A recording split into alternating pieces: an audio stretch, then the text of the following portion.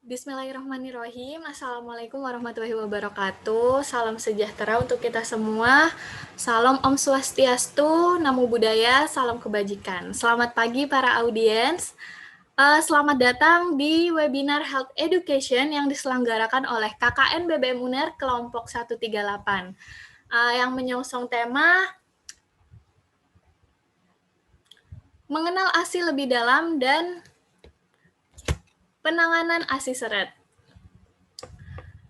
Perkenalkan, saya Sabrina Nurul Mahmuda, mahasiswa D4 pengobat tradisional, Fakultas Vokasi Universitas Airlangga, yang akan menemani jalannya webinar ini hingga akhir acara nanti. Sini, Blan. Cocok. Baik, untuk acara yang pertama akan ada sambutan dari Ketua KKN kita, Amanda. Untuk Kak Amanda dipersilahkan.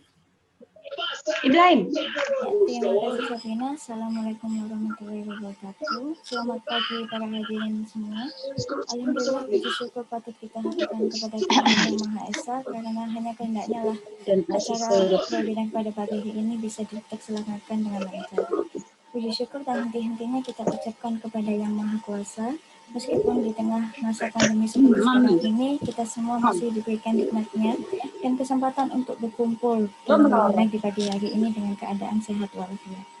Saya berharap dengan terselenggaranya webinar ini, para hadirin mendapatkan ilmu yang bermanfaat untuk kedepannya. Untuk akhir kata, saya ucapkan terima kasih kepada rekan-rekan panitia yang telah mempersiapkan acara ini dengan sangat baik. Semoga kerja keras rekan-rekan dibalas dengan kebaikan oleh Allah Subhanahu wa Ta'ala. Semoga ilmu yang ada dalam webinar ini menjadi jariah bagi rekan-rekan semua. Amin. Semoga teman-teman dan para hadirin tetap sehat dan jangan lupa untuk selalu cuci tangan dan menerapkan protokol kesehatan. Terima kasih. Assalamualaikum warahmatullahi wabarakatuh. Waalaikumsalam warahmatullahi wabarakatuh. Wah, terima kasih sekali Kak Amanda atas sambutannya. Selanjutnya para audiens, saya ingin menanyakan nih kepada para audiens. Para audiens sudah tahu nggak ya kalau tanggal 1 sampai 7 Agustus itu adalah pekan apa? Vitamin A. Pekan apa? Ya, jadi tanggal 1 sampai 7 Agustus merupakan World Breastfeeding Week atau Pekan ASI Sedunia nih para audiens yang belum tahu. Nah, itu ada yang jawab ya di kolom chat. Pekan ASI, iya benar sekali, Pekan ASI Sedunia. Para audiens sudah tahu belum ya kalau tujuan Pekan ASI Sedunia ini apa sebenarnya? Jadi tujuannya adalah untuk mensupport para ibu yang menyusui di seluruh penjuru negeri. Karena para audiens sudah tahu ya pentingnya ASI di kehidupan kita ini. ASI itu ternyata bisa dapat mempengaruhi bumi juga loh. Seperti ada salah satu quotes yang pernah saya baca tuh, ibu terlindungi, anak kuat, bumi sehat gitu. Oke, selanjutnya acara ini para audiens disupport oleh bayibunda.id. Mungkin udah ada yang kenal ya atau pernah dengar ya bayibunda.id ya. Bayibunda.id ini punya visi mendukung kesehatan ibu hamil, ibu menyusui, serta anak dan bayi gitu. Mungkin yang para audiens yang domisilinya di Surabaya Sidoarjo sudah nggak asing lagi karena studionya itu terletak di Delta Sari Indah, Blok AD nomor 16, Waru Sidoarjo. Dan juga ada yang kedua di Perumahan Mulyosari Prima, 1 nomor 46 Surabaya. Nah, selain melayani di studio, ternyata bayibunda.id ini juga bisa home treatment nih para audiens. Mungkin ibu-ibu yang malas untuk keluar atau takut ya, bisa sekali buat home treatment di bayibunda.id. Jadi biar Bu Bidannya yang datang ke rumahnya. Oke, para audiens, untuk webinar kali ini, untuk pematerinya adalah founder atau owner dari bayibunda.id, yaitu Bu Bidan Riazia Ulfa. Lalu Bu Bidan bisa menyapa sedikit kepada para audiens. Halo, iya terima kasih Kak Sabrina. Saya Bidan Riazia, nanti kita akan belajar bareng tentang ASI dan bayi ya. Buat ibu-ibu yang di sini ada bayi di rumah atau ibu-ibu penggerak posyandu, nanti kita belajar bersama di sini. Iya, betul sekali Kak Lia. Baik, saya akan membacakan susunan acara yang terlebih dahulu. Yang pertama, langsung aja nanti ada materi yang akan disampaikan oleh founder atau owner dari bayibunda.id. Kemudian dilanjutkan dengan sesi tanya jawab.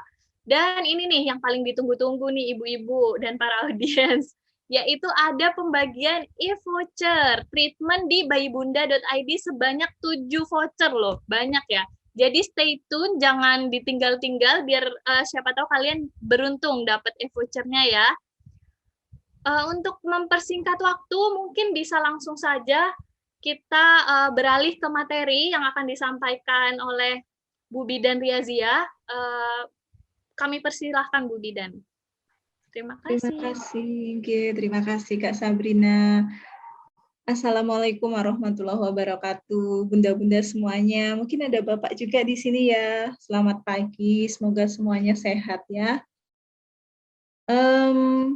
Yang pertama, saya mengucapkan terima kasih kepada Ketua RW 8 yang kemungkinan bisa bergabung atau sedang ada acara pagi ini, Bapak Wisnu.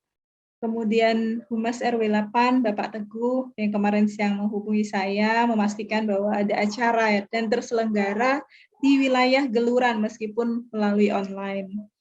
Kemudian ada Bu Bakri, mohon izin Bu Bakri, Ketua Posyandu RW 8, dan juga Bu Tibio, Ketua Pokja Posyandu RW 8 juga.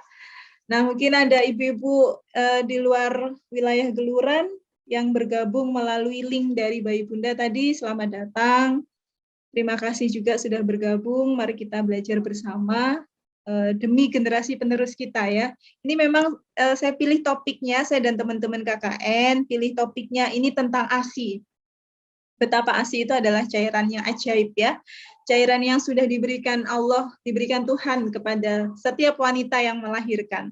Jadi ada ibu yang melahirkan, ada bayi yang sudah dilahirkan, dan ada ASI. Ini gratis ASI itu ya. Dan harus kita pertahankan pemberian ASI itu hingga bayi usia 2 tahun. Tapi meskipun ini gratis pemberiannya, meskipun ASI adalah yang terbaik untuk bayi, ternyata pemberiannya itu tidak serta-merta selalu mudah ya.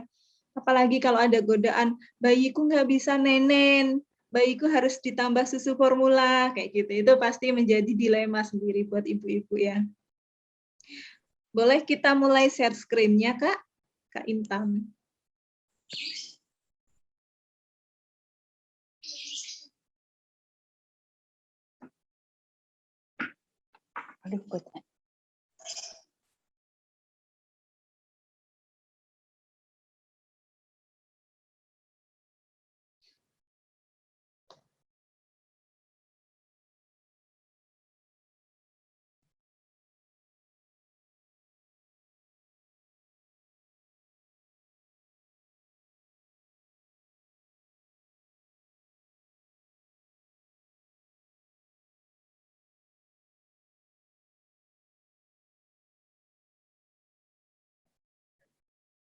Oke, sambil kita tunggu share screen-nya dari Kak Intan. Jadi nanti ini acaranya kita belajar melalui beberapa slide ya. Ada penjelasan dari slide itu. Nanti slide ini akan saya bagi kepada peserta juga. Kalau yang ada di grup WA ya, grup WA peserta webinar, nanti akan mendapat slide-nya atau mendapat soft file-nya. Jadi bisa dibaca berulang-ulang. Kemudian tadi disampaikan sama Kak Sabrina, memang kita ada voucher ya, voucher diskon 50% treatment di bayi bunda. Jadi treatment di bayi bunda itu meliputi pijat bayi, pijat anak, kemudian pijat laktasi untuk melancarkan ASI. Kemudian ada juga pijat ibu nifas. Jadi ibu nifas yang sedang yang sedang ada kendala, tubuhnya capek banget setelah melahirkan, ada juga itu treatmentnya di Bayi Bunda ID. Diskonnya 50% ya untuk yang pemegang voucher nanti. Nah, oke, kita masuk ke acaranya, ke materinya, maaf ya. Jadi pembahasannya nanti kita akan bahas tentang tips sukses ASI, biar ASI-nya itu enggak seret. Jadi kita mengenali apa sih penyebab ASI seret, tips dan triknya biar ASI-nya nggak seret, penanganan ASI seret, pengaruh keluarga dalam kelancaran ASI, ternyata keluarga itu mempengaruhi loh kelancaran ASI. Kemudian kita juga akan bicara ya nanti kalau misalnya ada yang bertanya bagaimana kalau ibunya bekerja, bagaimana kalau berat badan bayinya itu nggak naik bagus, gimana kalau bayinya itu bingung puting karena sudah terkena DOT misalnya, jadi dia nggak bisa nenen, itu nanti kita bisa tanya-tanya ya, kita bisa diskusi di sana. Oke, slide selanjutnya. Nah, di slide ini kita menanyakan kembali, apakah menyusui itu penting? Kenapa menyusui itu penting? Memang komposisi ASI itu apa aja sih? Manfaat ASI bagi ibu dan bayi itu apa? Kemudian teknik menyusui yang benar itu gimana? Serta faktor kesuksesan pemberian ASI itu apa aja? Oke, next.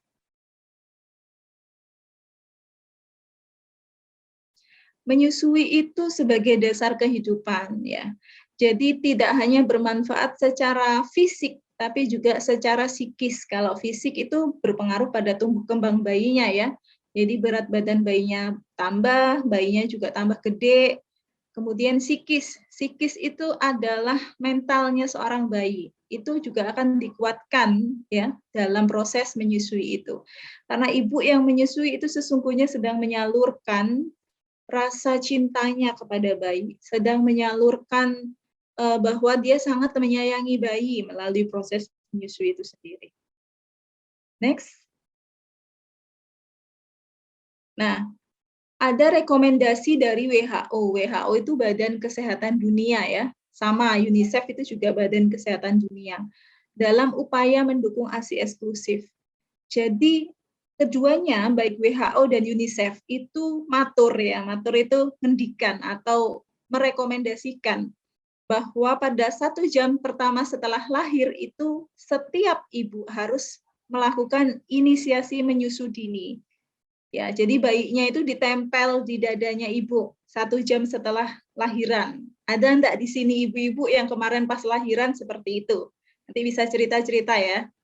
Nah, kemudian menyusui eksklusif itu tidak boleh memberikan makanan atau minuman, termasuk air putih sekalipun ya, pada saat bayi usianya 0 sampai 6 bulan. Jadi hanya ASI saja, tidak boleh ditambahin nasi pisang. Ada ya, di lingkungan kita mungkin masih ada yang ngasih sego gedang gitu, bener nggak?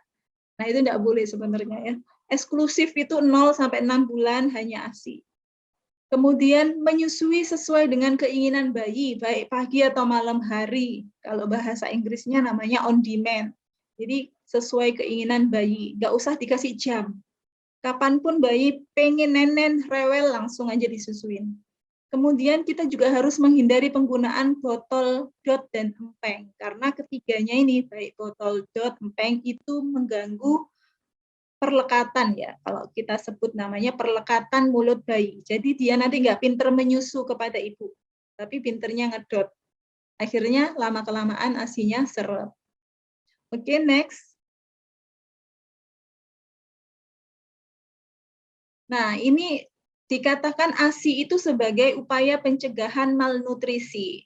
Jadi ibu-ibu yang namanya malnutrisi, mungkin ini ada yang masih masih gadis belum jadi ibu ya di sini, nggak apa-apa ya. Jadi yang namanya malnutrisi itu gini, segala sesuatu tentang kebutuhan bayi yang tidak terpenuhi, kebutuhan nutrisi yang tidak terpenuhi, baik itu karena kurang ataupun karena terlalu berlebih, itu namanya malnutrisi. Jadi ASI itu melindungi bayi dari malnutrisi. Di sini ada balita gizi baik ya. Ini menurut riset kesehatan dasar tahun 2018 ya. Ada kondisi balita dengan gizi baik itu sekitar 34% di Indonesia. Sedangkan balita gizi buruk dan kurang itu 17%. Balita sangat pendek dan pendek 31%. Kalau pendek itu dilihat dari tingginya ya. Terus balita sangat kurus dan kurus itu 10%. Dan balita gemuk 8%. Yang namanya balita gemuk ini overweight. Jadi kalau kita ketemu bayi-bayi yang gembul ya, gendutnya setengah mati itu kan lucu ya. Gendut gitu kan kalau dipanggil, lucu gendut-gendut. Ini bukan berarti dia tidak malnutrisi ya, dia itu bisa jadi malnutrisi. Balita yang gemuk, yang gendut, gembul belum tentu dia sehat. Belum tentu dia sehat. Belum tentu tumbuh kembangnya itu sesuai dengan target usianya, ya. Teman-temannya 12 bulan sudah bisa jalan, saking gembulnya dia berdiri aja susah gitu. Jadi ini juga bermasalah kalau bayi terlalu gemuk. Jadi di Indonesia pada tahun 2018 bayi dengan gizi baik itu hanya 34%. Nah, ASI bila pemberiannya bagus itu bisa mencegah kondisi malnutrisi ini. Oke, next.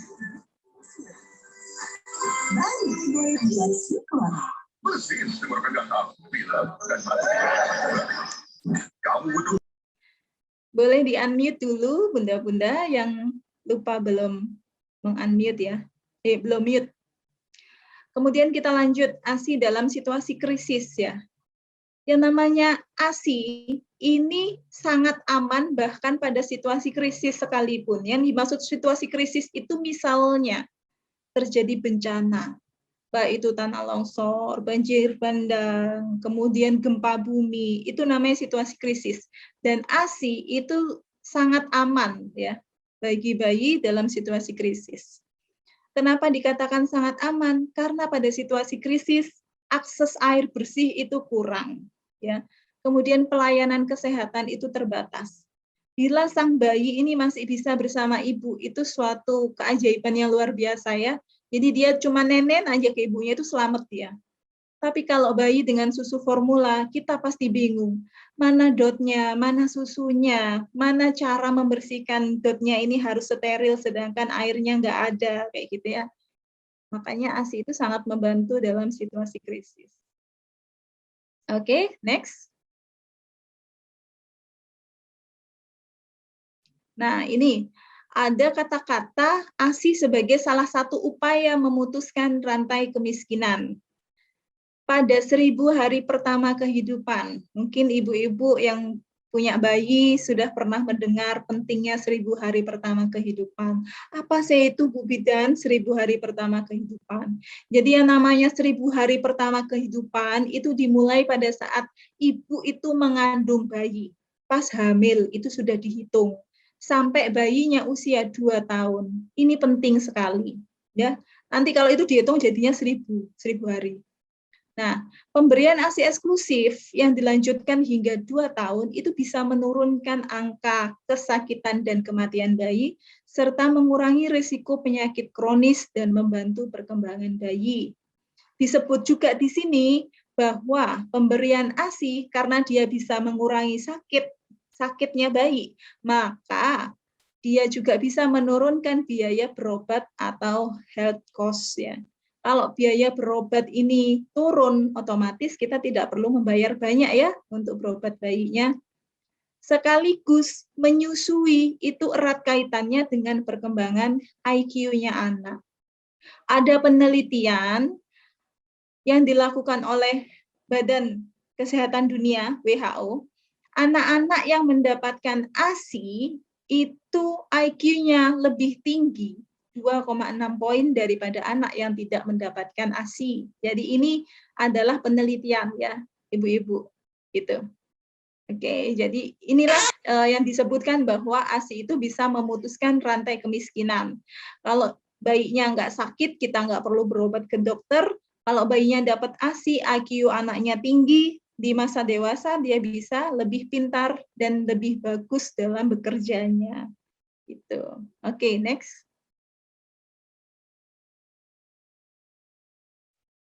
Nah, ini komposisi ASI. Kalau di Bayi Bunda ID, ya ini di pojok kanan ini ada logonya Bayi Bunda ID nih. Nah, Bayi Bunda ID ini sangat mendukung untuk pemberian ASI, mendukung kesehatan ibu dan bayi. ini selalu mengedukasi bahwa ibu-ibu yang memberikan ASI itu harus banyak minum air, meskipun air putih. Ya, minimal 3 hingga 4 liter sehari minum air putihnya itu kalau ibu menyusui. Kenapa? Karena komposisi ASI itu 88% adalah air, yang warna biru ini air. Nah, karena ini isinya air, maka kita itu harus minum yang cukup biar ASI-nya juga berproduksi sesuai kebutuhan bayi.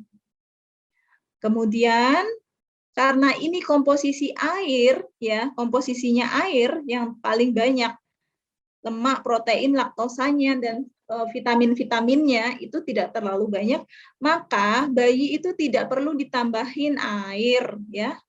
Entah itu suasananya panas, lingkungannya lagi kemarau, ibunya sumuk, bapaknya sumuk, bayinya cukup minum ASI, nggak usah dikasih air putih, ya, karena dia sudah cukup mendapatkan air dari ASI. Oke, next.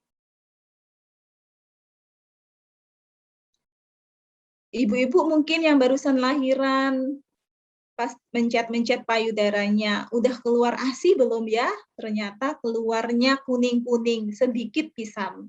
Apa itu kuning-kuning sedikit? Ternyata namanya kolostrum. Kolostrum itu bagus buat bayi baru lahir. Jangan dibuang, ya. Kolostrum berwarna kekuningan atau kecoklatan dan sangat kental. Ini bagus banget karena dia itu memberikan antioksidan, antibodi, imunoglobulin, antivirus yang melindungi bayi dari virus dan infeksi. Jadi bayinya itu bisa lebih kuat kalau dia minum kolostrum. Kemudian kolostrum ini juga berefek laksatif. Laksatif ini artinya sebagai pencahar, membuat bayi itu pup-pup terus ya, ngengek-ngengek terus. Tapi itu nggak apa-apa.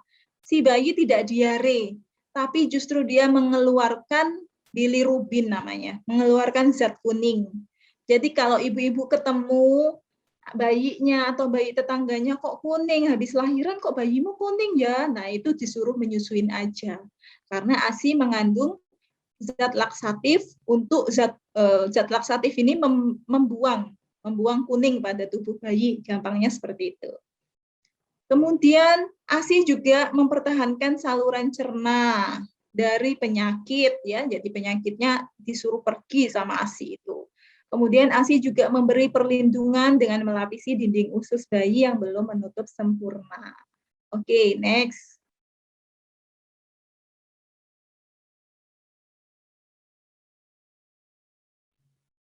Kenapa sih harus ASI? Karena ASI adalah nutrisi yang terbaik dan paling lengkap ya dibanding susu formula manapun, semahal apapun. Oke, next.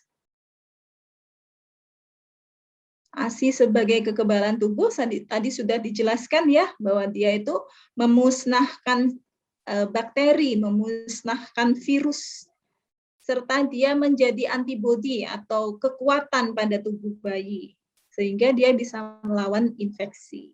Oke, next.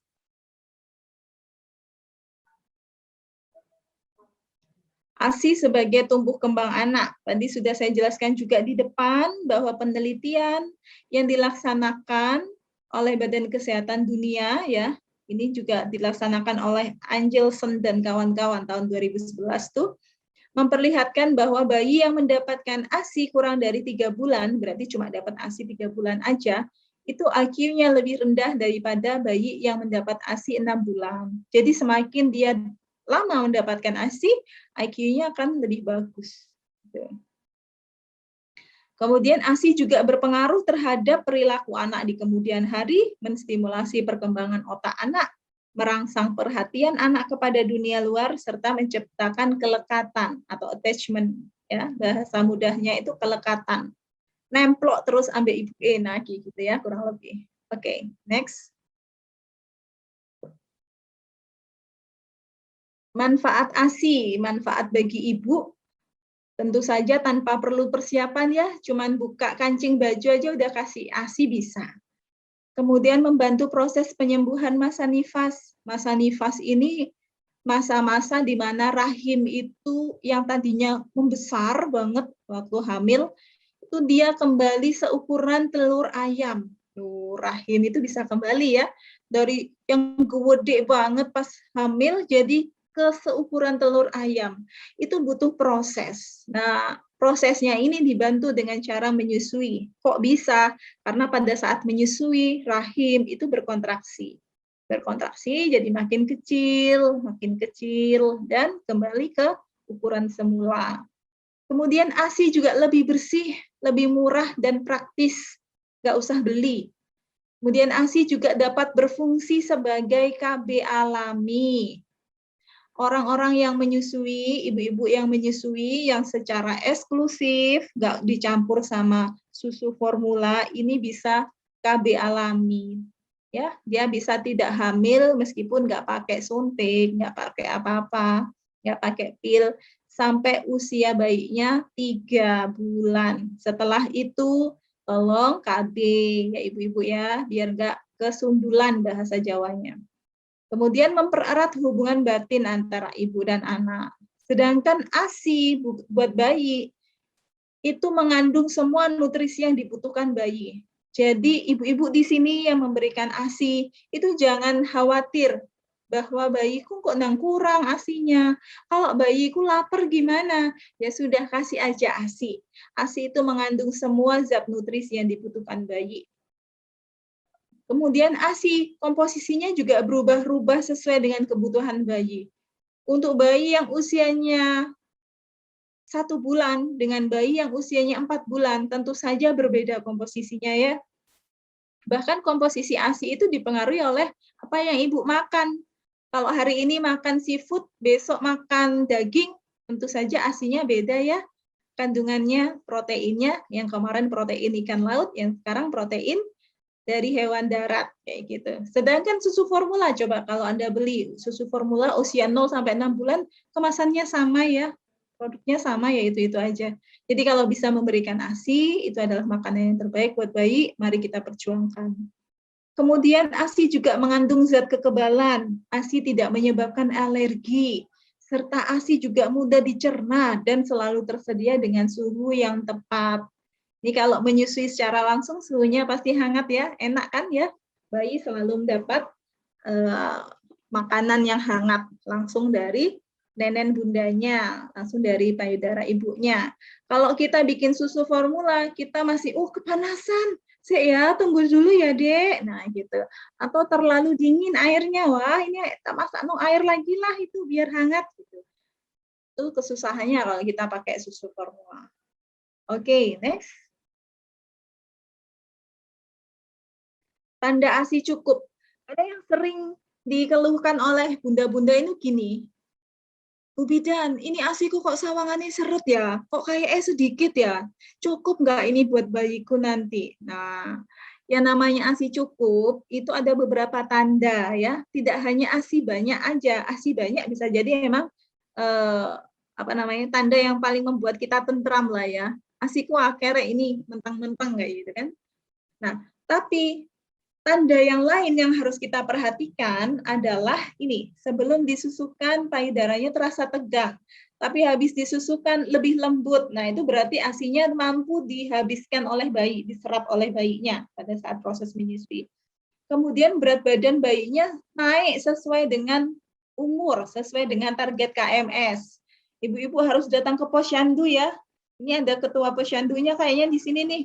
Harus datang ya kalau misalnya dibuka. Ini sementara libur dulu karena PPKM, kemarin saya dikasih tahu seperti itu. Nah, kalau pas nggak libur, datang tiap bulan untuk timbang di sana. Harus memastikan berat badan bayinya naik ya. Kemudian setelah menyusui, bayi tertidur atau tenang selama 3-4 jam. Kemudian bayi kencing lebih sering, sekitar 8 kali sehari. Yang terakhir ini Anda bisa lihat kalau dia nggak pakai pampers. Kalau pakai pampers susah. Oke, next. Faktor kesuksesan pemberian ASI. Ibu-ibu harus menyusui segera setelah bayinya lahir, berikan sesering mungkin ya, menyusui bayinya itu sesering mungkin. Kemudian ibu-ibu itu juga harus siap secara fisik, jadi fisiknya nggak boleh lelah banget. Kalau misalnya banyak pekerjaan di rumah, mana yang cuci piring, mana yang cuci baju, mana yang bersih-bersih, mana yang masak, minta tolong sama suami. Ya, suaminya nanti yang melakukan itu, ibunya yang merawat bayinya. Jangan sampai bayinya dirawat orang dikasih susu formula, ibunya itu nyuci-nyuci. Nah, itu yang salah ya, jangan seperti itu. Kemudian kita juga harus menjaga mentalnya ibu. Mentalnya ibu yang barusan lahiran itu, dia sedang mengalami perubahan yang agak drastis. Kenapa berubah? Ini apalagi ibu-ibu yang baru, yang anaknya baru 1. Ya, kemarin-kemarin ini aku masih bisa tiduran, kapanpun aku kepengen nonton drakor, aku nonton bisa. Tapi kalau sudah punya anak, kok rasa-rasanya waktuku itu habis. Nah, ini juga akan mengganggu sedikit dari mental ibu. Jadi harus disupport ya ibunya ya. Harus disayang-sayang ibu menyusui itu. Kemudian ini, butuh kesabaran dan waktu yang cukup serta motivasi dari keluarga. Keluarganya harus memotivasi ibu yang lahiran nih, yang menyusui bayinya, nggak boleh disalah-salahin. Malah ngono tok ae gak iso, kabeh wong wedok iku lho iso. Nah, nggak boleh gitu ya. Itu namanya tidak memotivasi. Oke, next.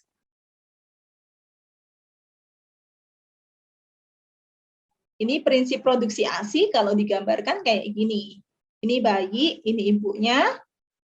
Pada saat bayi itu nenen ke ibunya, maka syaraf itu akan melanjutkan nih ke sini nih. Jadi mengatakan ke otak, "Hai, otak, produksi ASI yang lebih banyak dong. Ini loh lagi dinenen bayi." Gitu. Akhirnya otak menyuruh ke otot-otot sekitar payudara ini, namanya alveoli. Alveoli itu untuk saluran untuk bekerja, saluran untuk melanjutkan ASI ya dari pabriknya, dari gudangnya. Gitu. Dari gudangnya memproduksi ASI, kemudian diberikan kepada bayi. Kayak gitu. Ini perjalanannya seperti itu kurang lebih. Kalau ASI ini tidak dinenen sama bayi, bayinya udah terlanjur dikasih sufor, kan nggak ada yang nenen nih. Nah, ini lama-lama payudaranya akan ngasih respon ke otak. Hai otak, udah berhenti deh produksi ASI-nya, udah nggak ada yang nenen kok. Nah, akhirnya ASI-nya makin lama makin habis. Ibu-ibu yang memberikan susu formula, biasanya memang kayak gitu ceritanya ya. Karena nggak dinenen, akhirnya habis, lama-lama ASI berhenti. Terus ada gambar bintang sama bulan, ini apa nih? Bu Bidan nggak lagi kampanye nih ya, nggak ada hubungannya sama Partai Bulan Bintang nih. Ini Bu Bidan cuma mau menjelaskan, produksi ASI itu diproduksi banyak di malam hari.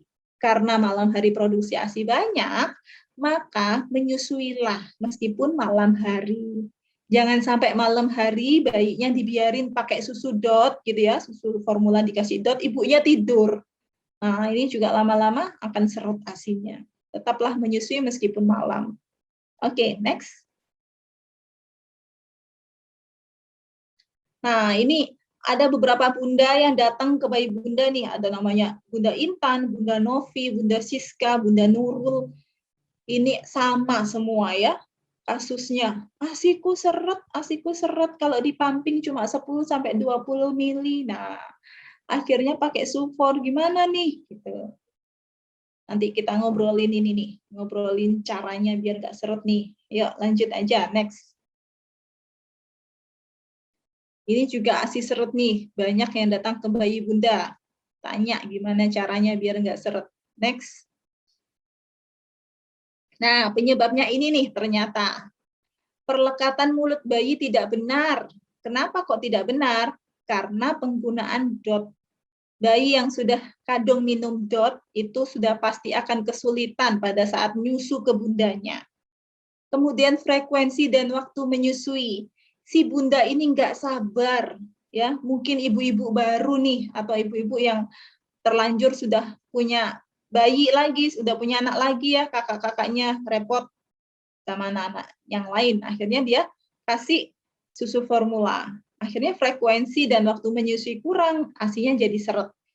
Kemudian nutrisi ibu yang tidak tercukupi, ibunya terlalu lelah nih bekerja seharian, sehingga dia lupa maemnya nggak teratur. Ini juga akan membuat ASI seret. Ibunya stres, kelelahan, cemas, ini juga bikin ASI seret. Ibunya menggunakan obat-obatan tertentu. Obat-obatan tertentu ini salah satunya nih ya, adalah obat flu. Obat flu itu juga bisa mengurangi produksi ASI. Gitu. Jadi kalau lagi sakit, batuk, pilek, atau flu, ibu-ibu jangan sembarangan minum obat. Dibaca dulu komposisinya. Boleh nggak untuk ibu menyusui? Kalau nggak boleh, jangan diminum ya. Biasanya yang boleh untuk ibu menyusui itu yang produk herbal. Gitu. Next.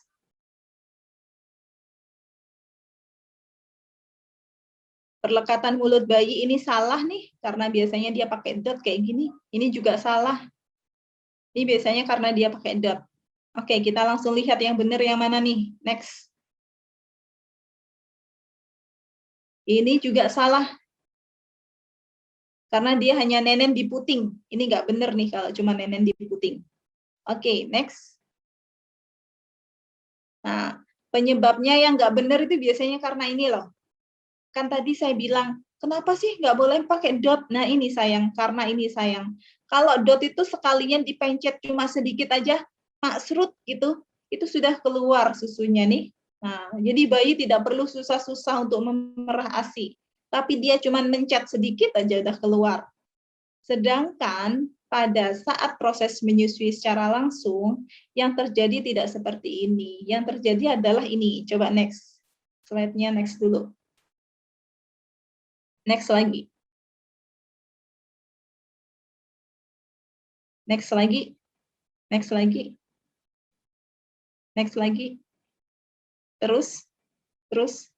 Terus. Terus. Terus. Nah, ini. Di sini. Yang terjadi adalah ini. Coba diperhatikan yang nomor 5 ini. Tadi gambarnya itu dia nenen ya. Kalau pakai dot cuma sampai ujung puting ini aja. Tapi yang benar itu sampai sini.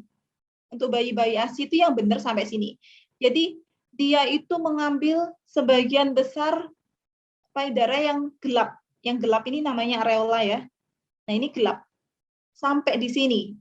Ini baru dia akan mendapatkan ASI cukup. Berat badan bayi akan naik bagus kalau dia menyusunya dengan benar seperti ini. Biar benar seperti ini gimana? Ada caranya. Ini langkah-langkahnya pada saat masukin payudaranya. Hidungnya harus dekat sama puting. Kemudian yang dimasukkan bagian bawah payudara dulu. Baru masuk sebagian. Baru masuk ini bagian depan, bagian atas. Nah, barulah ini hampir keseluruhan areola bisa masuk ke bayi. Seperti itu. Oke, next. Nah, ini perlekatan mulut bayi yang benar kan? Puting itu, kalau ada yang bilang di sini, putingku mendelep ya bubit, gimana dong? Nah, puting ini hanya 1/3 atau 1/4 dari dot. Jadinya di sini nih posisinya. Hanya di bagian kecil. Hanya di bagian kecil aja dari payudara kok, puting itu. Yang lain adalah areola, atau bagian yang berwarna gelap. Seperti itu ya. Jadi menyusui pun ada tekniknya, biar nggak sampai salah. Oke, next.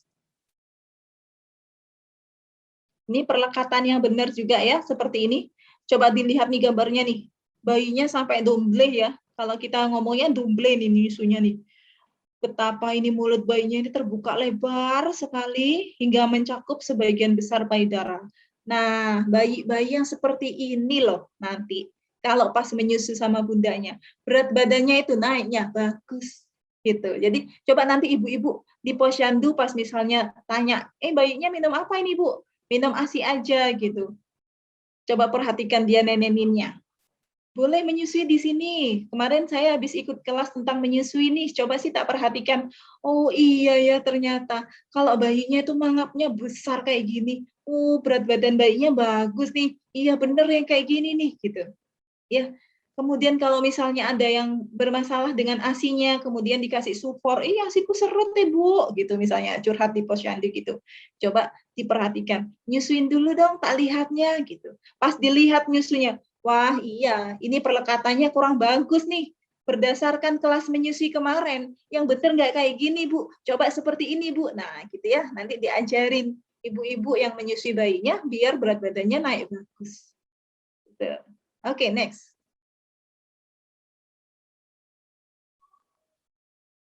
Penanganan ASI seret nih, ini dibuka ya rahasianya Bayi Bunda ID. Kalau Bayi Bunda ID itu kalau didatengin pasien-pasien yang ASInya seret, dikasih tahu tips-tipsnya ini, tapi di kelas gratis ini tetap dikasih tahu dong, biar bermanfaat ya buat ibu-ibu di Posyandu RW 8. Lakukanlah pengosongan payudara secara rutin. Yang dimaksud lakukan pengosongan itu menyusui bayi dan juga memompa ASI. Jadi sekarang ada alat pumping tuh ya, alat pompa ASI. Ini harus secara rutin. Kalau menyusui bayi, usahakan setiap 2 hingga 3 jam itu menyusui. Tapi nggak usah dikasih jam. Pokoknya bayi minta aja dikasih. Tapi kalau sudah 4 jam kok nggak minta-minta bayiku, kok turu terus ya, kok bubuk terus ya, dibangunin. Nah, kita harus mengosongkan payudara secara rutin biar ASInya nggak sampai seret. Kemudian menyusui dengan benar. Memeriksa perlekatan, menyusui dengan benar itu tadi maksudnya memeriksa perlekatan yang saya bahas tadi itu harus mangap gede itu ya. Nah itu. Kemudian memompa ASI ini juga mengosongkan payudara. Menghindari alkohol dan rokok. Insya Allah nggak ada lah ya ibu-ibu di RW 8 yang pakai alkohol dan rokok. Kemudian memilih alat kontrasepsi untuk menyusui. Nah ini pentingnya setengah mati nih. Memilih alat kontrasepsi untuk ibu menyusui. Kalau ibu-ibu di Posyandu terus tanya sama yang datang gitu ya, kadernya tanya sama yang datang, sudah pakai KB Bu? Sudah. KB apa kemarin? KB suntik. Oh iya, suntik yang berapa bulan? 1 bulan. Langsung ditanya, ASInya gimana? Kalau KB yang suntik, itu yang cocok buat ibu menyusui adalah yang 3 bulan. Kalau 1 bulan ini sudah pasti nanti ASInya akan seret. Ya, jadi memilih alat kontrasepsi itu juga sangat penting sekali. Sebelum nanti ibunya salah memilih alat kontrasepsi, lebih baik ditanyakan dulu ke bidannya. Pada masa-masa PPKM seperti ini, biasanya ibu-ibu itu akses ke bidan jadi terbatas ya.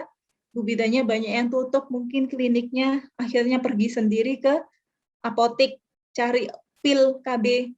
Nah, pil KB sembarangan beli, ternyata ASInya seret. Nah, ini juga bermasalah ya. Jadi harus akses ke bidan, baik itu telepon, halo Bu Bidan, atau tanya ke kader Posyandu, atau bikin janji WA dulu sama bidannya kayak gitu. Kemudian menghindari pemberian susu formula atau MPASI terlalu cepat. Jadi bayi harus disusui hingga usia 6 bulan.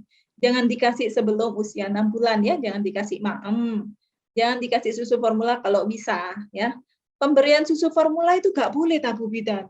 Anak yang cini gak iso diberikan ASI gitu. Boleh, tapi harus konsul dulu sama dokter. Susu formula ini bukanlah susu yang semuanya aman untuk bayi. Ada beberapa bayi yang alergi terhadap susu formula sehingga harus dengan rekomendasi dokter.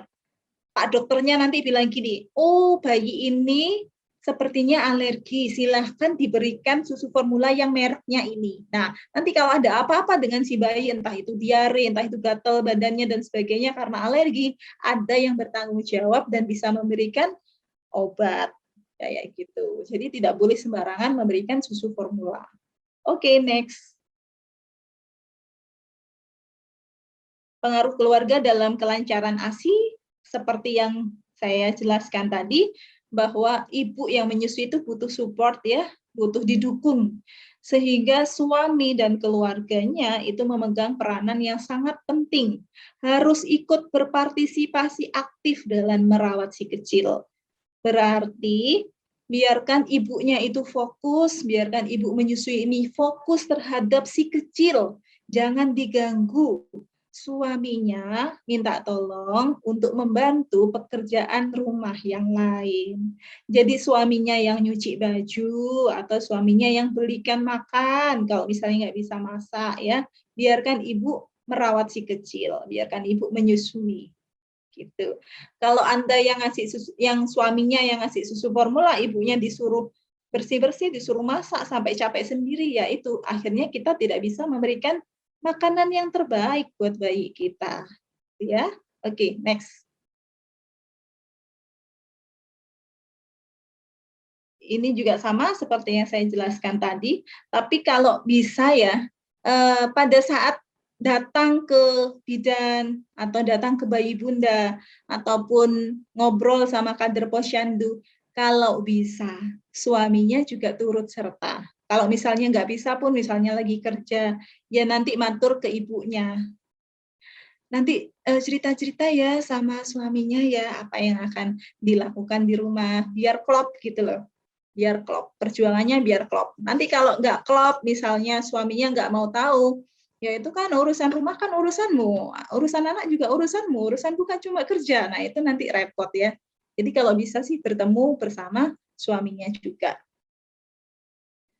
Terus ada kelompok pendukung ASI atau Mother to Mother Support Group. Nah, ini di Bayi Bunda ada nih. Ada kelompok pendukung ASI. Salah satunya ada di sini pesertanya, insya Allah nih. Coba saya lihat dulu nih. Tadi ada masuk namanya Bunda Kiki. Nah, ini Bunda Kiki Hanis. Ini juga salah satu penggeraknya Mother to Mother Support Group di Bayi Bunda. Selamat datang Bunda Kiki Hanis, terima kasih sudah bergabung. Nah, di kelompok ini, kelompok pendukung sesama ibu ini harus menguatkan rasa percaya diri ibu ya. Jadi kadang ibu itu kalau nggak ada teman curhat, apalagi pas PPKM gini nggak bisa keluar rumah, itu rasanya stresnya nggak bisa dibagi sama siapapun ya, stres sendiri gitu. Jadi harus ada teman-teman yang lain yang menguatkan rasa percaya diri. Jadi bisa nimbrung ngobrol gitu, meskipun nggak gosip ya, cuman kalau anak lagi tumbuh gigi harus ngapain gitu. Kalau misalnya anakku lagi nggak mau nenen, aku harus ngapain? Itu nanti disupport sama ibu-ibu yang lain. Semoga di grup PKK sama Posyandu RW 8 juga kayak gitu ya, saling mensupport. Kemudian melakukan edukasi dan membantu ibu dalam menentukan pilihan. Jadi harus ada yang mengedukasi dan membantu menentukan pilihan. Jangan sampai kita hanya mendengarkan aja tapi tidak nanggepin gitu ya. Tidak nanggepin, tidak saling sharing, itu kasihan mereka. Ibu-ibu yang sedang menyusui, sedang punya bayi, itu kasihan. Kemudian memberikan bimbingan serta bantuan kepada ibu untuk mengetahui dan mencegah masalah yang mungkin timbul dalam menyusui. Jadi ada bimbingan ya, yang ikut kelas ini besok-besok bisa cerita ke saudaranya, sesama ibu menyusui, atau ke temannya, memberikan bimbingan. Bahkan ini nanti soft file-nya kalau ada yang membutuhkan silakan dibagi, boleh ya. Oke, next. Nah, terima kasih. Ternyata itu tadi slide terakhir ya. Terima kasih. Kalau ada yang ingin didiskusikan, monggo silahkan. Kita ngobrol bareng-bareng. Kita sharing gitu, seputar ibu-ibu. Terima kasih sekali Kak Bidan Ria ya. Menarik sekali materi yang disampaikan. Kita jadi tahu apa itu ASI, pentingnya ASI, komposisi ASI juga. Yang paling menarik tuh kita dikasih tahu ya, para audiens, tips and trik rahasia dari Bayi Bunda, gimana sih cara mengatasi ASI yang seret. Nah, karena udah selesai materi yang disampaikan, mungkin dari para audiens ada pertanyaan bisa langsung diajukan kepada Bidan Lia. Saya persilahkan, bisa melalui chat atau langsung aktifkan mikrofonnya.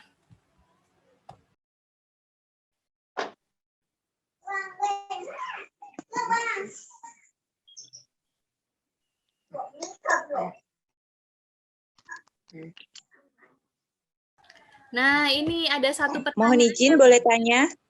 Oh iya, boleh. Silahkan.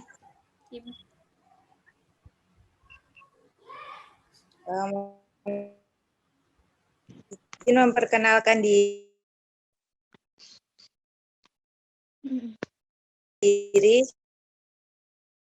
Saya Oksana Fiasari dari Riazan. Saya memiliki bayi usia 3 bulan. Nah, dalam waktu dekat yang lalu saya terkena flu dan mungkin saya mengkonsumsi tidak mengetahuinya sehingga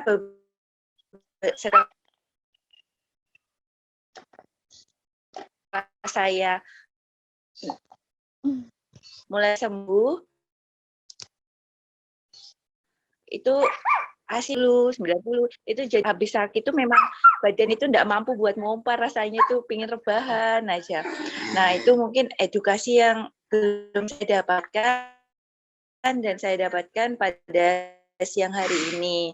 Lalu yang ingin saya tanya, 3 bulan pasca melahirkan, nah saya belum menstruasi, cuman di waktu awal bulan Agustus kemarin cuma keluar darah sedikit gitu, terus habis itu nggak ada lagi sampai sekarang seperti itu. Dan saya selama sejauh ini saya belum melakukan KB. Gitu. Mohon penjelasannya Bu Bidan, terima kasih.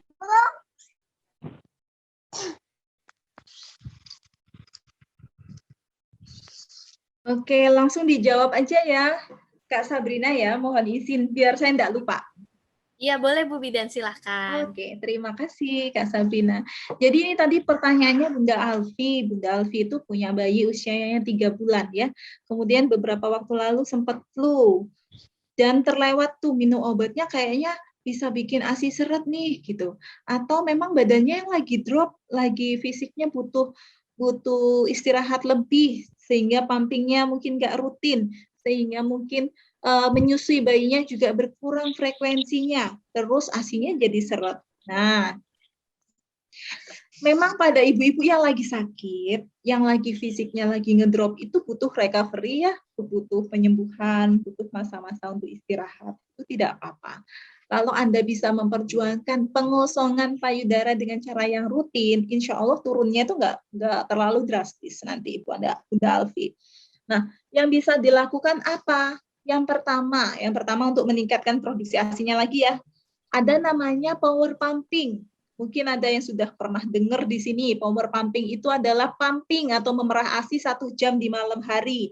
Jamnya antara 12 malam sampai jam 6 pagi. Pilih aja 1 jam di antara itu.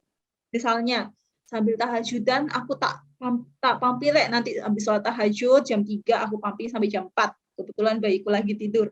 Nah, ini oke. Lakukan power pumping ini sampai 14 hari berturut-turut. Nah, berturut-turut gitu. Itu biasanya akan meningkat lebih cepat itu kalau kita melakukan power pumping. Kemudian Anda juga bisa pakai produk booster ASI kalau bayi Bunda punya Bubos ini ya. Produk Bubos ini adalah produk booster ASI yang diriset sendiri sama timnya bayi Bunda. Isinya katuk, kelor sama ikan gabus. Jadi ini efektif banget untuk melancarkan ASI. Tadi itu Kak Sabrina bilang ada 7 voucher ya dari bayi Bunda. Ini saya kurangin ya, Kak Sabrina, jadi 6 voucher plus 1 bubos. Nah, 1 bubos ini nanti untuk Bunda Alfi. Bunda Alfi, selamat dapat bubos ini ya, Bunda Alfi ya. Nanti silakan chat ke Kak Sabrina. Namanya siapa?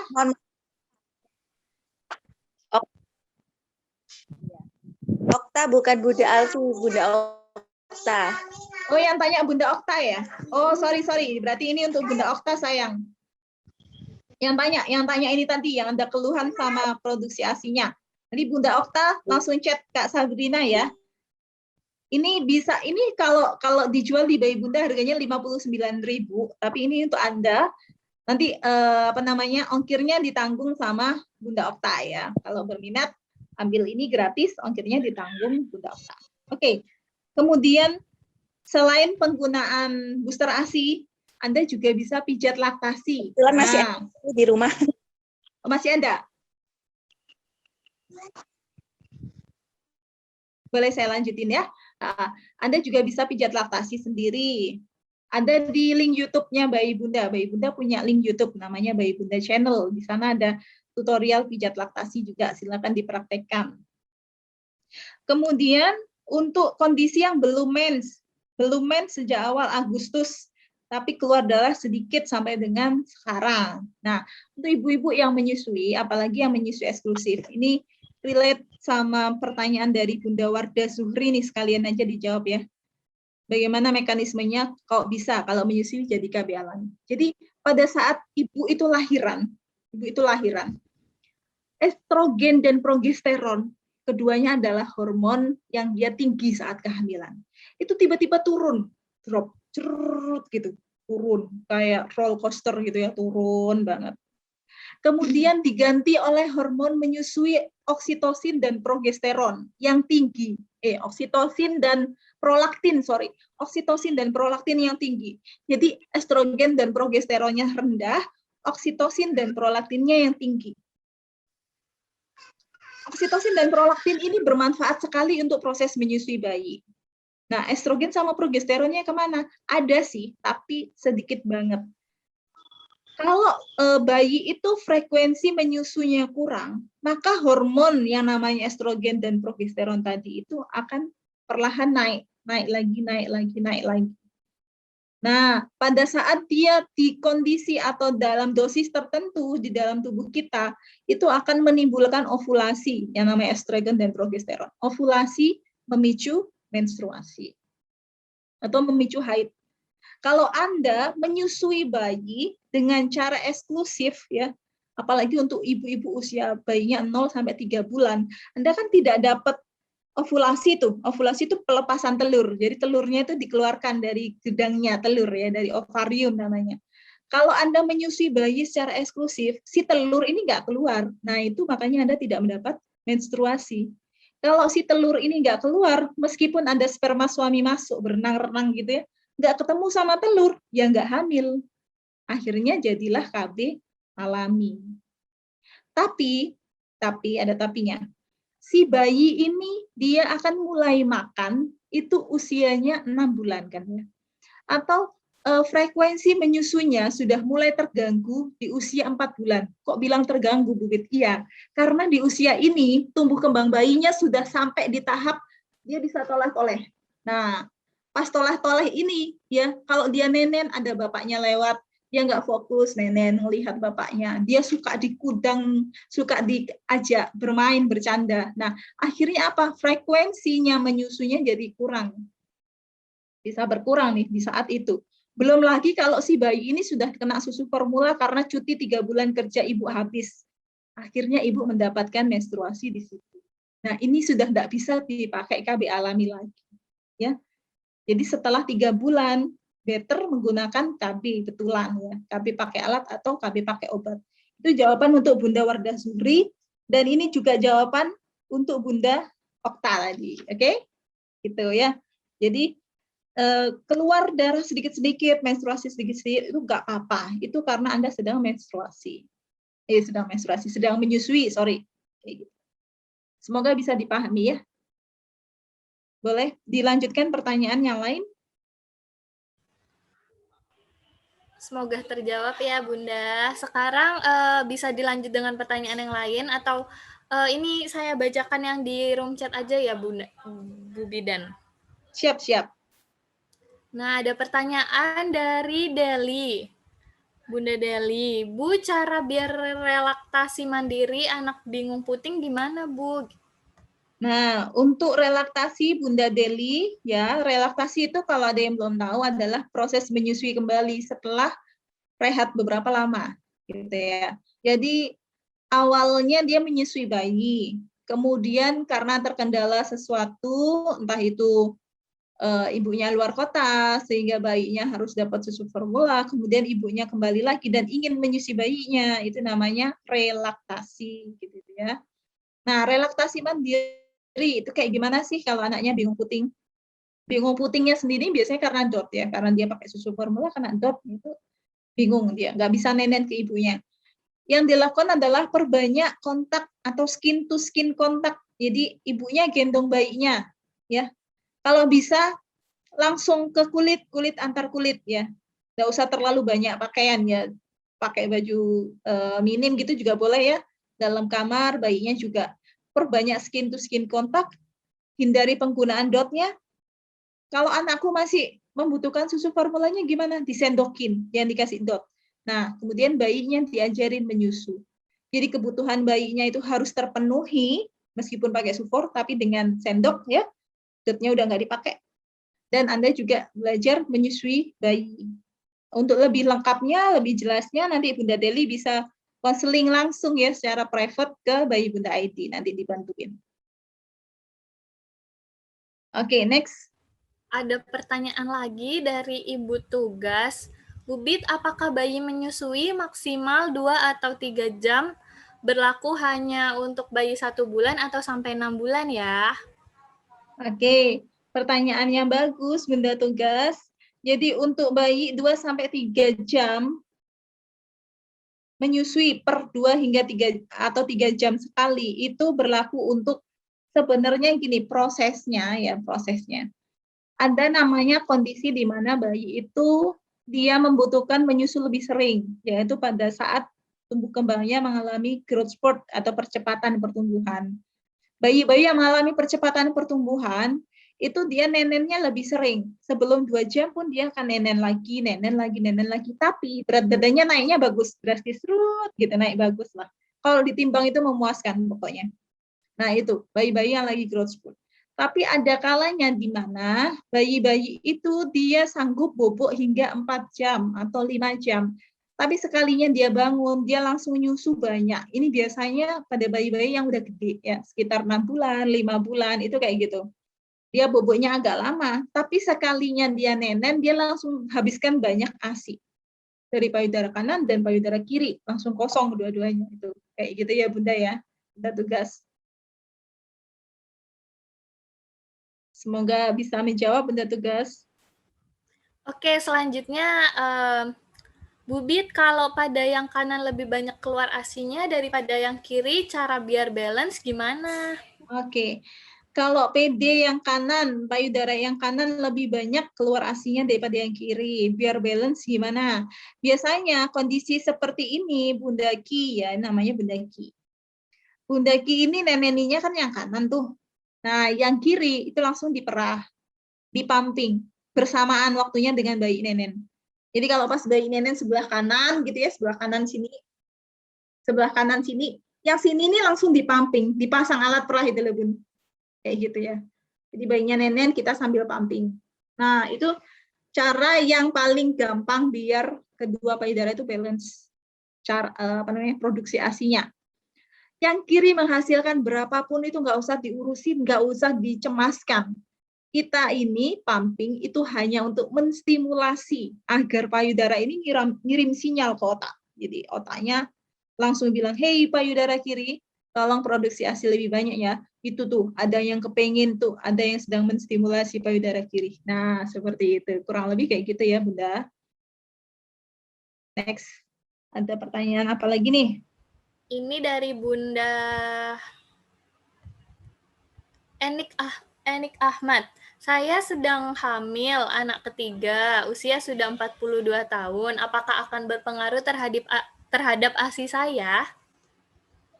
Oke. Selamat ini buat Bunda Eni ya.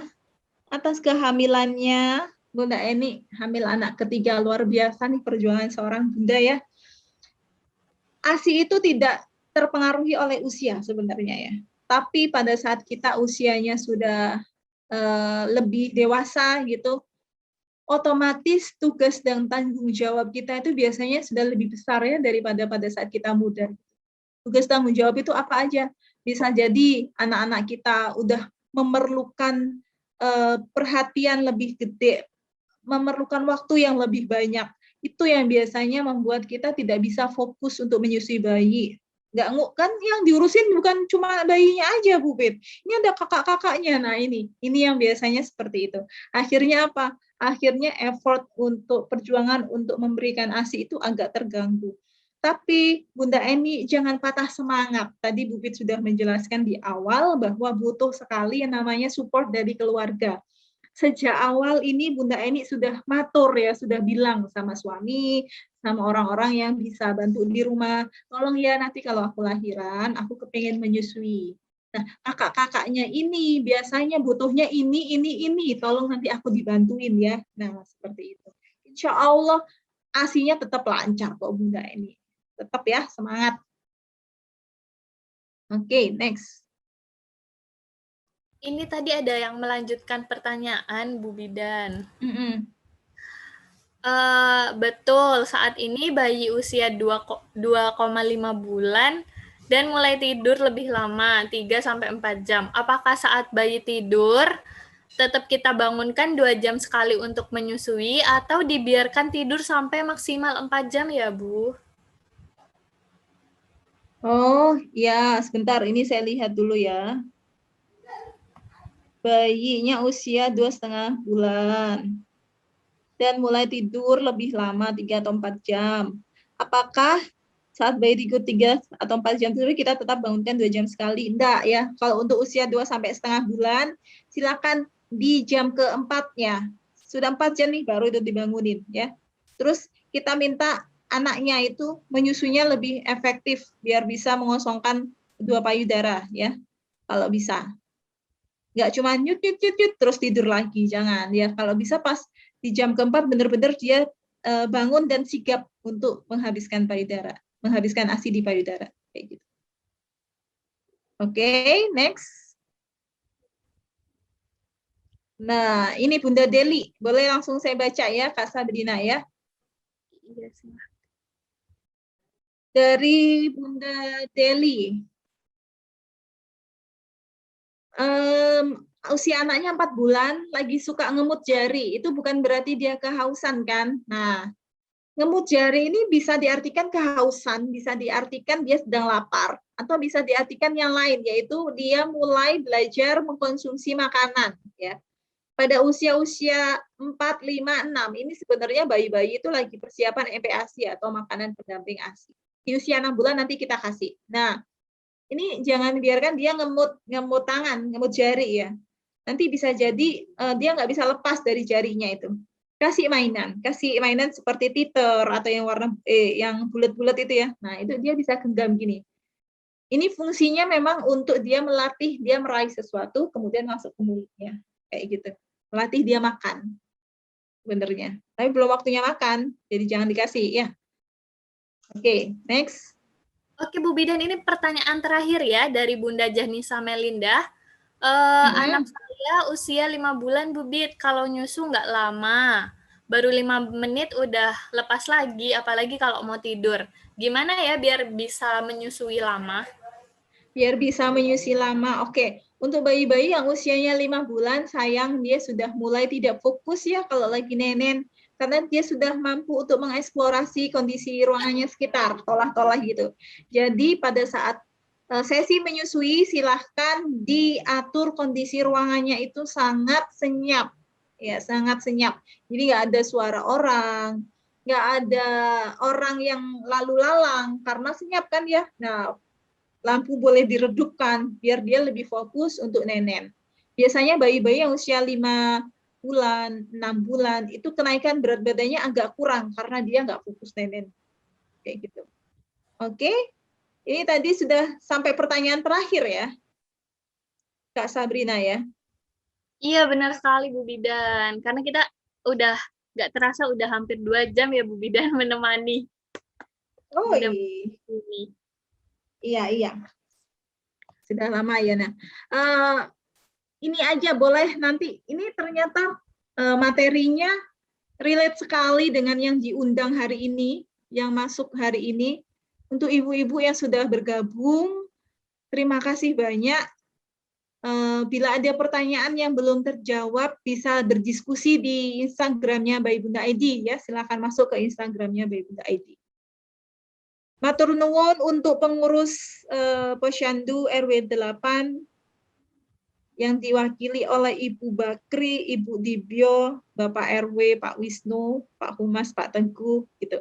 Selanjutnya saya serahkan ke Kak Sabrina nih untuk bagi-bagi 6 vouchernya. Terima kasih Kak. Terima kasih Budi dan Ria. Buat para audiens yang bertanya juga terima kasih. Semoga menjawab pertanyaan yang sudah diajukan. Nah, sekarang saat yang ditunggu-tunggu nih para audiens ya. Saya akan membagikan 6 voucher treatment di bayibunda.id. Sesuai yang saya katakan di awal tadi ya. Ini saya umumkan, yang pertama yang mendapat voucher treatment di bayibunda.id ada Ibu Deli. Selamat Ibu Deli, silahkan menghubungi saya di grup WhatsApp ya. Bunda Deli, lalu yang kedua ada Bunda Wardah Zuhri. Selamat Bunda. Lalu ada Bunda Ibu Tugas.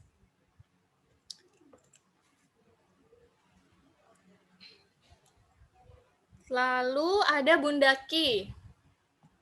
Bunda Ki, silahkan menghubungi saya. Ada lagi Bunda Enik Ahmad. Dan yang terakhir, bentar. Ada Bunda Alfi Manzilatur Rahma. Silahkan ya menghubungi saya di grup. Untuk para audiens yang belum masuk grup, bisa dicek di kolom chat, sudah saya cantumkan linknya. Nah, untuk para audiens, tidak terasa ternyata sudah 2 jam berlalu, hampir 2 jam berlalu ya. Saya dan Bu Bidan menemani para audiens. Sepertinya sudah waktunya untuk pamit undur diri. Terima kasih untuk antusias ibu-ibu, bahkan juga ada bapak-bapak ya ternyata yang mengikuti. Ini sebelum saya akhiri, saya mohon untuk menyalakan kameranya untuk dokumentasi sebelum diakhiri. Nah, ya yang belum on cam bisa on cam dulu ya, ibu-ibu.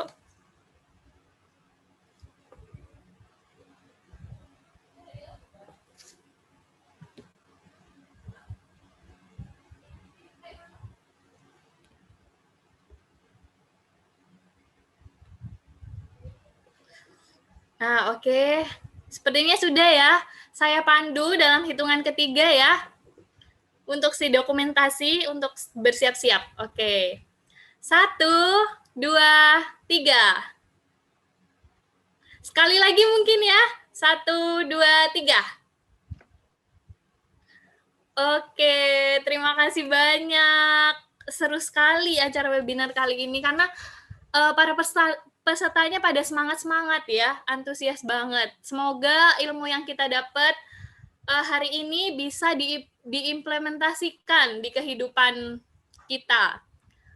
Terima kasih banyak untuk para peserta. Saya mohon maaf jika selama ada acara ada salah kata.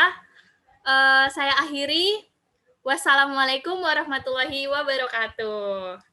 Waalaikumsalam warahmatullahi wabarakatuh. Terima kasih Kak Sabrina dan bunda-bunda semuanya. Sehat selalu. Terima kasih.